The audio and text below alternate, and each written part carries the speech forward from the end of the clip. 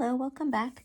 So we said in the last video that we were going to talk about the different types of standards that could be set by a company. They can either create what are called ideal standards or normal, also called attainable in your book, attainable standards. Sorry, that's just my old printer having a moment.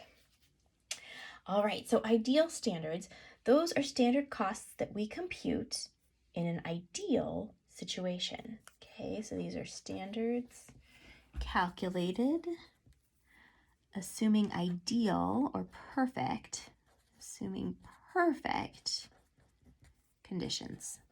What does that mean? Remember I talked about the quality inspector informing us if we have any scrap or any defective products that need to be sent back or reworked. Under ideal standards, there are no defects. There is no rework that needs to be done. Everything is perfect. The materials we use are perfect. The laborers never make mistakes. Machines never break down. Everything is perfect. Okay, so a company can choose when it's evaluating its actual results to its standard costs, it can choose to use an ideal standard. So that would be when we consider, again, everything in a perfect world. No mistakes. Normal or attainable standards are standards that are calculated under regular, reasonable operating conditions. Okay, so standards that are calculated under regular and reasonable operating conditions. So that's when we look at our historical rework rates, when we look at our scrap rates, when we consider that laborers sometimes get tired and make mistakes, and that's just part of having a product made by humans, right? So we're able to look at our history and find those figures for scrap, for rework, things like that.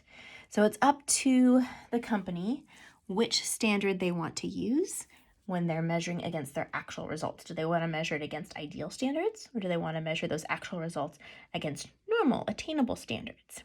As a rule, the prevalent course of thought is that companies should use normal or attainable standards because it's more realistic. You're always going to have a variance if you compare to ideal standards. Now, sure, there are schools of thought that say, well, this way you're always seeking to improve. This is your standard. You're trying to always operate at that perfect level. But again, most manufacturing companies, when it comes down to it, they're going to use a normal standard because this is something that they could feasibly reach. It's realistic.